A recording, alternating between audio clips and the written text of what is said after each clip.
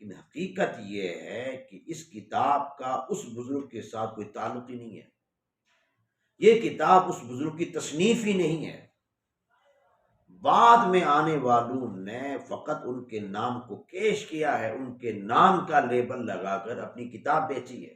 یہ بھی عام بات ہے کہ کتنی کتابیں ایسی مارکیٹ میں ہیں جو اسلاف نے لکھی، وہ کئی مرتبہ چھپی، تو بعد میں آنے والے لوگوں نے ان کی کتابوں کے اندر تحریف کر دی۔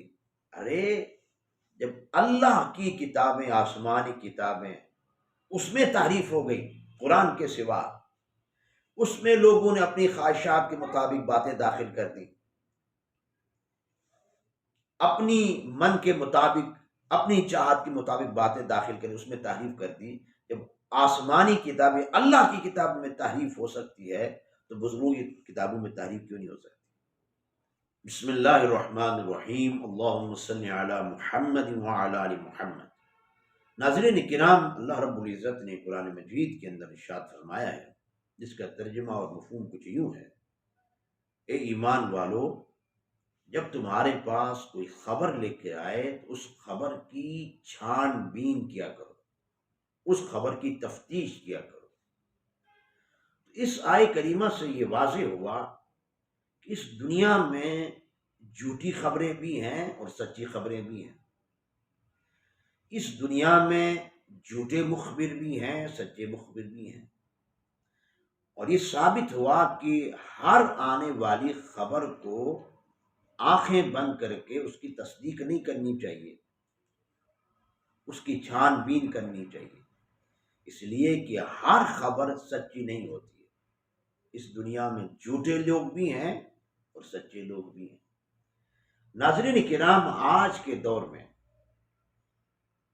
آج کے معاشرے میں، آج کے زمانے میں جو سب سے بڑا جھوٹا شخص ہے، جو سب سے بڑا کذاب شخص ہے، اس کا نام مرزا جہلمی ہے۔ یہ دنیا کا سب سے بڑا کذاب جھوٹا اس لیے ہے کہ اس نے پوری امت کے حوالے سے، امت کے جملہ اکابر کے حوالے سے، امت کے جملہ اولیاء کے حوالے سے، ان کی شخصیت کے حوالے سے جھوٹ کو پھیلانے میں بڑا کردار ادا کیا۔ یہ کذاب اس لیے ہے کہ اس نے پوری امت مسلمہ پر جھوٹ باندھا ہے، امت کے جملہ اکابر پر جھوٹ باندھا ہے، امت کے جملہ اولیاء پر جھوٹ باندھا ہے۔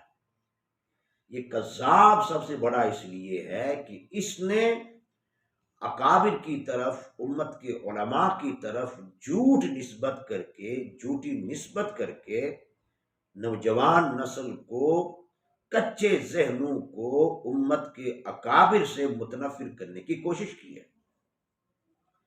اس کے جھوٹوں میں سے ایک جھوٹ وہ یہ ہے کہ حضرت خواجہ خواجگاں خواجہ غریب نواز رحمۃ اللہ تعالی علیہ کی طرف یہ چشتی رسول اللہ کی نسبت کرتا ہے۔ اس کا سب سے بڑا جھوٹ، ان جھوٹوں میں سے ایک یہ ہے، یہ کہتا ہے کہ معاذ اللہ ثم معاذ اللہ، حضرت خواجہ خواجگاں نے اپنے ایک مرید کو اپنا کلمہ پڑھوا دیا تھا۔ ظاہر بات ہے، جب کوئی شخص اپنا کلمہ پڑھوائے گا، امام الانبیاء کے کلمے کے سوا، آقا کے نام کے بغیر اپنا نام اس کلمے میں داخل کرے گا حضور کے نام کی جگہ، تو ظاہر بات وہ دائرہ اسلام سے خارج ہو جائے گا۔ تو ایک جھوٹ باندھ کر حضرت خواجہ خواجگاں، جنہوں نے لاکھوں لوگوں، ہزاروں لوگوں کو حلقہ اسلام میں داخل کیا، ہزاروں ہندوؤں کو دار اسلام میں داخل کیا، ان ہستی کو اس جھوٹ کی نسبت کر کے معاذ اللہ دار اسلام سے خارج کرنے کی کوشش کر رہا ہے۔ حالانکہ حقیقت یہ ہے کہ یہ اس کا سب سے بڑا جھوٹ ہے۔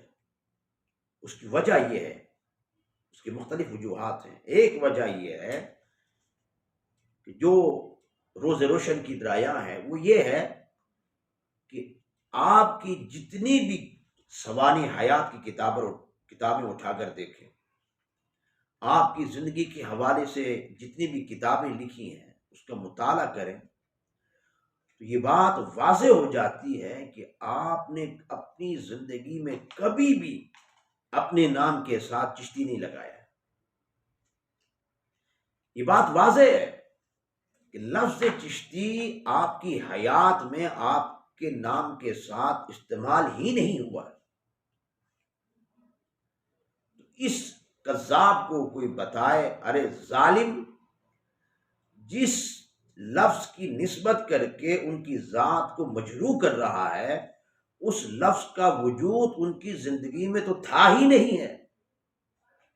تو جس لفظ کا وجود ہی نہیں ہے تو اس لفظ کا آپ نے کلمہ کیسے پڑھوا دیا؟ کوئی ایک کتاب اٹھا کر دکھائے کہ آپ نے اپنی زندگی میں اپنی حیات میں اپنے نام کے ساتھ چشتی کا لفظ لگا دیا. یہ تو بعد میں جو اکابر، جو اہل عقیدت آپ کے ساتھ محبت کرتے تھے، آپ کے ساتھ عقیدت رکھتے تھے، آپ کے ساتھ مودت کا، آپ کے ساتھ محبت کا رشتہ جوڑتے تھے، انہوں نے اپنے نام کے ساتھ چشتی لگانا شروع کر دیا تھا. تو چشتی آپ کی زندگی میں یہ لفظ تھا ہی نہیں ہے. جب تھا ہی نہیں ہے تو یہ واضح ہوا کہ یہ جو نسبت ہے آپ کی طرف سے یہ کیا ہے؟ جھوٹی نسبت ہے. ایسے لفظ سے، ایسے الزامات سے آپ کی زندگی کیا ہے؟ بری ہے.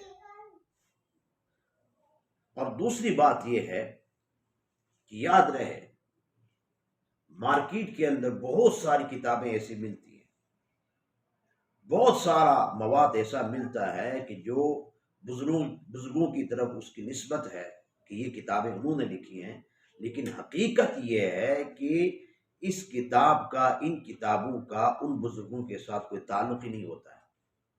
لوگوں نے فقط ان کے نام کو پیش کیا ہوا ہوتا ہے، ان کے نام کا لیبل لگا کر اپنی کتاب بیچی ہوئی ہوتی ہے.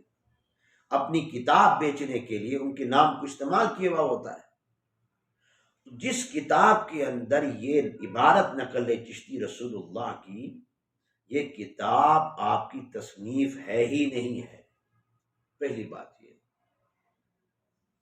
اگر جس کتاب میں یہ عبارت لکھی ہے یہ کسی اتھینٹک بزرگ کی مان بھی لی جائے تو یہ بھی عام بات ہے کہ کتنی کتابیں ایسی مارکیٹ میں ہیں جو اسلاف نے لکھی، وہ کئی مرتبہ چھپی تو بعد میں آنے والے لوگوں نے ان کی کتابوں کے اندر تحریف کر دی، بعض چیزیں نکال دی، بعض چیزیں داخل کر دی.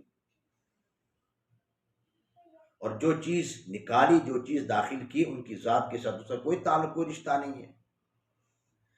ارے جب اللہ کی کتابیں، آسمانی کتابیں، اس میں تحریف ہو گئی قرآن کے سوا، اس میں لوگوں نے اپنی خواہشات کے مطابق باتیں داخل کر دی، اپنی من کے مطابق، اپنی چاہت کے مطابق باتیں داخل کر، اس میں تحریف کر دی. جب آسمانی کتابیں، اللہ کی کتاب میں تحریف ہو سکتی ہے تو بزرگوں کی کتابوں میں تحریف کیوں نہیں ہو سکتی؟ وہاں بھی ہو سکتی. ایسی عبارات ان کتابوں میں ہے، اور یہ عبارات ان بزرگوں کی طرف جو نسبت ہے، حقیقت یہ ہے کہ ایک تو یہ کہ یہ ان کی کتاب ہی نہیں ہے. اگر کتاب مان بھی لی جائے تو یہ جو عبارات ہیں یہ ان کی طرف کیا ہیں؟ بعد میں آنے والوں نے ان کی طرف نسبت کی ہے، بعد میں آنے والوں نے یہ عبارات ان کی کتابوں میں داخل کی ہیں. اس لیے اس کی وجہ یہ ہے کہ ایک شخص عالم ہے، موحد ہے، مسلمان ہے، اور اس کے ہاتھ پر ہزاروں لوگوں نے کلمہ پڑھ لیا ہے. یہ ظاہری چیزیں بھی دیکھی جا سکتی ہیں نا. تو جس کے ہاتھ میں ہزاروں لوگوں نے کلمہ پڑھ لیا ہو، یہ کیسے ہو سکتا کہ وہ شخص جو لوگوں کو مسلمان کر رہا ہے اپنا کلمہ پڑھوا کر دار اسلام سے خارج کیسے کر سکتا؟